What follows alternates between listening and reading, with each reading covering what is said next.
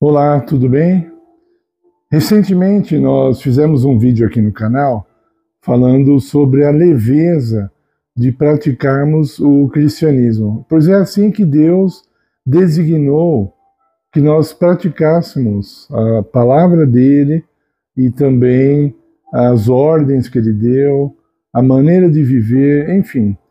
Nós vamos esclarecer um pouco mais isso. Foi um pedido de um dos nossos colaboradores, porque no vídeo eu disse que nós não podemos ficar o tempo todo querendo ter uma vida saudável com Cristo, uma vida espiritual saudável, pensando, isso aqui é errado, isso aqui é certo, ou nesse conflito constante, isso aqui é pecado, isso aqui não é, né? Então, vamos falar um pouquinho mais sobre isso. Bom, nós temos muita coisa para falar, pouco tempo para falar, fica até difícil aqui de selecionar direitinho, mas vamos pedir que o Espírito Santo nos guie para que possamos falar aquilo que possa ser de ajuda àqueles que estão nos ouvindo, né?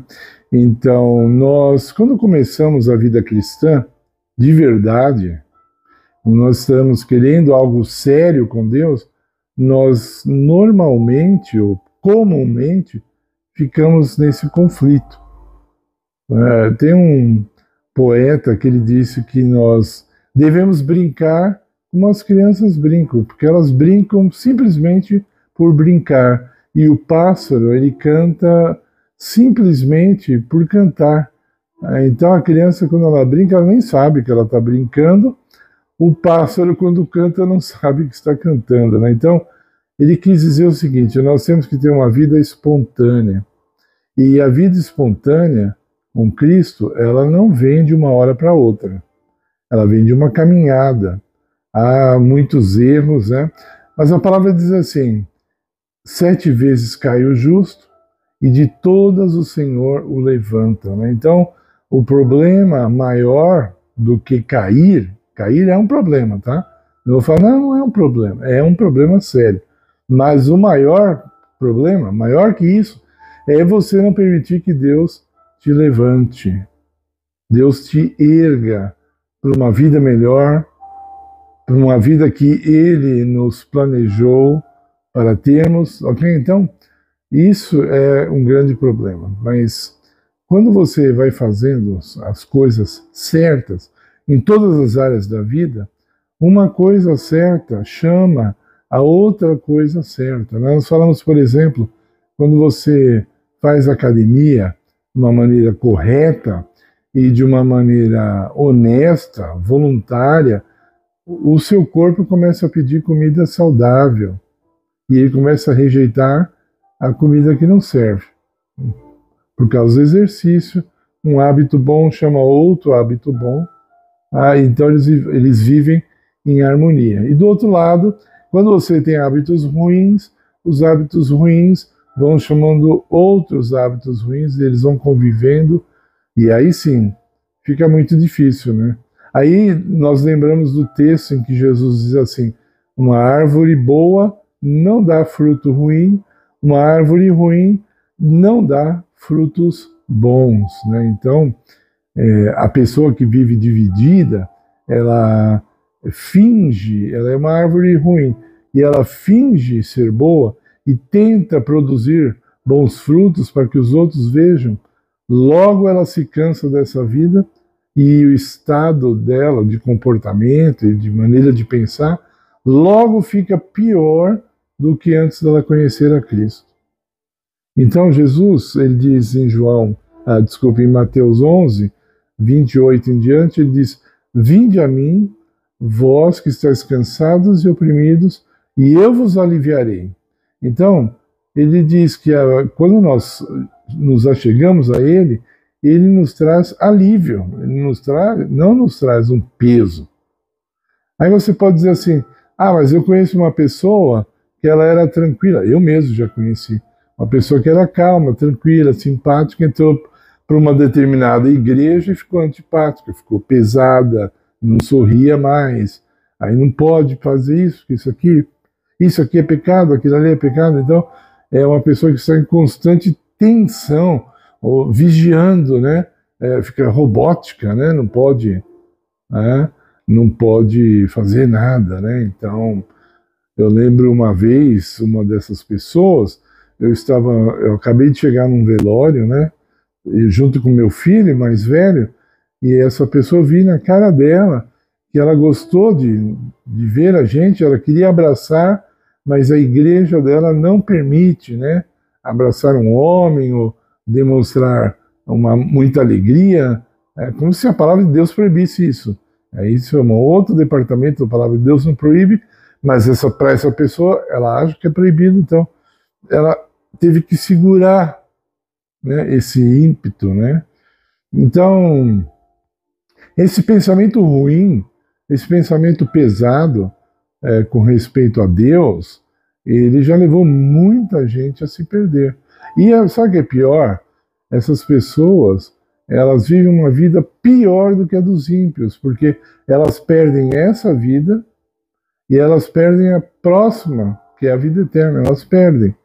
Sabe, ir à praia é pecado, né? Então, Deus fez a praia para os ímpios, né? Então, para aqueles que não o servem, né? Ir à praia é pecado, não posso ir, a minha igreja não permite, né?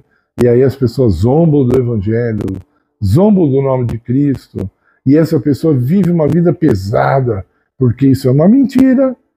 Deus fez a praia para ser desfrutada, e ela não desfruta.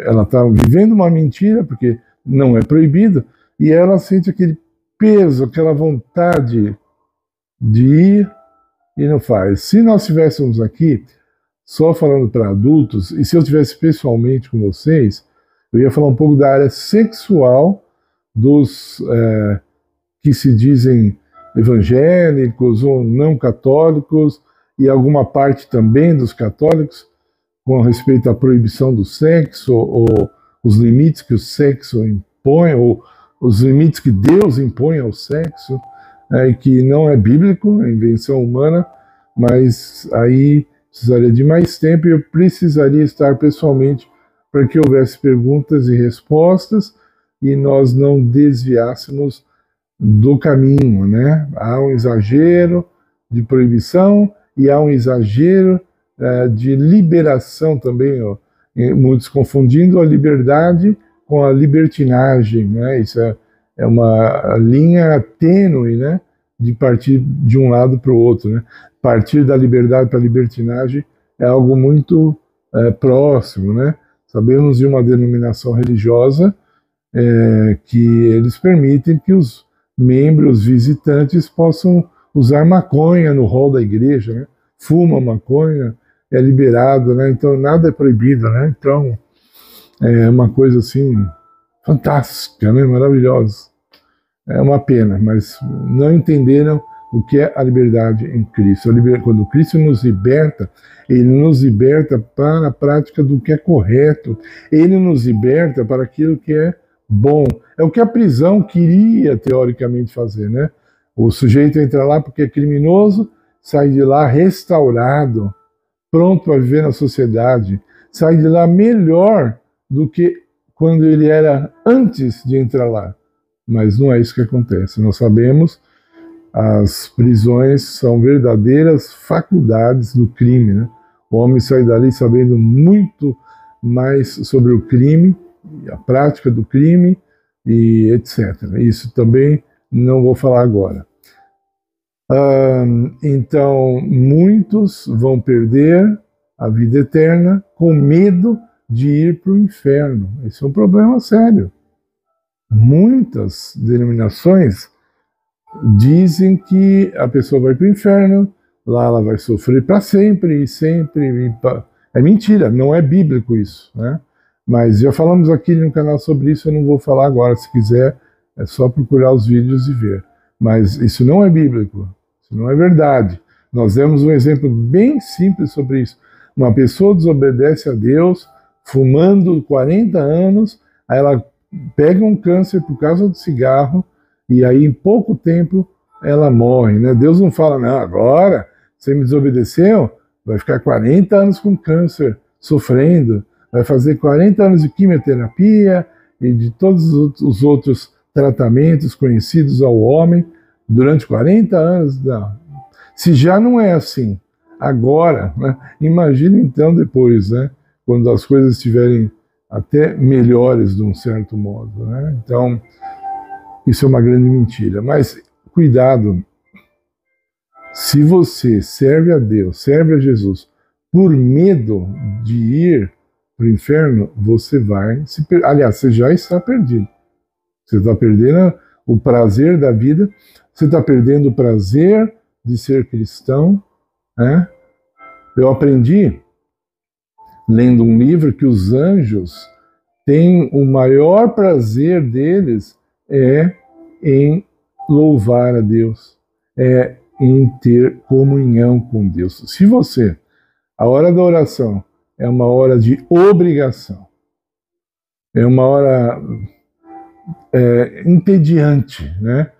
Pode acontecer no começo da vida cristã, pode, porque você ainda está esmagando a carne, ainda está na luta contra a carne. Mas se depois de anos que você disse que conhece a Jesus, você não tem prazer em orar, você não tem prazer nas músicas de Deus que louvam a Deus, você não tem prazer, você não é tocado por nada, você não se arrepia com as coisas de Deus, você não sente a divindade, você não chora com as coisas de Deus, ou não chora diante de Deus por causa dos seus pecados, por causa dos seus limites, ou, falando do lado positivo, pela emoção de saber que Ele te ama, pela emoção de saber que Ele providencia. Se você não tem esse tipo de relacionamento com Deus, você vai ser mesmo uma pessoa medrosa, né? E João fala assim, olha, o verdadeiro amor expulsa o temor. O verdadeiro amor expulsa o medo, ele diz, não é?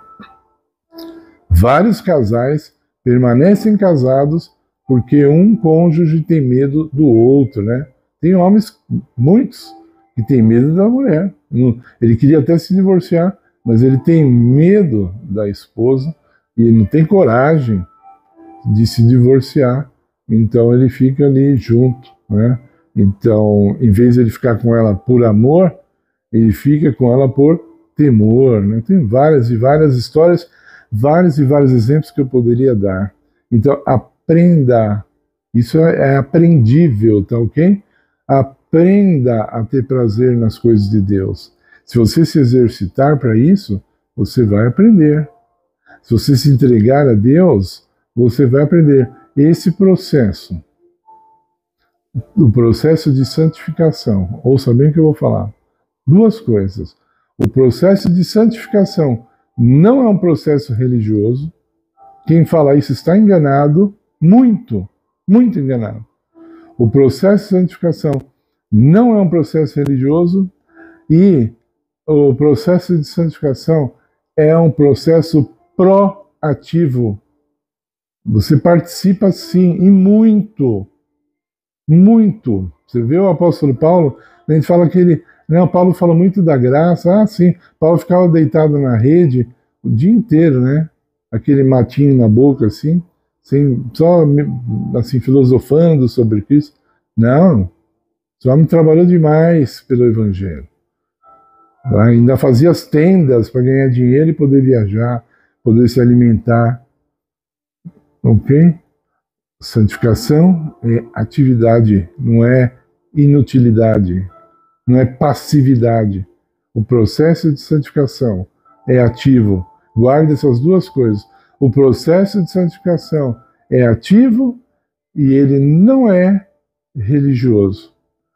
Meus queridos, agora eu peço que vocês deixem um like no nosso canal. Nós estamos precisando muito disso para que o nosso canal cresça, tenha mais visualização. Nós não estamos atrás de fama. Isso é simplesmente o método que o YouTube funciona. Os vídeos precisam ser vistos para que a mensagem vá adiante, para que o canal cresça também, etc. Então se inscreva no canal se você ainda não é inscrito. Você compartilhando com seus amigos também é uma maneira de ajudar o canal, porque mais pessoas vão ver, quem sabe elas também vão compartilhar com outras pessoas, tá bom? Ore pelo canal, e se você for tocado pelo Espírito Santo em nos ajudar financeiramente, nós temos aí o nosso Pix, isso também vai nos ajudar com equipamentos, com a nossa manutenção, no modo geral. Então, agradecemos muito, que Deus abençoe a todos em nome de Jesus. Amém.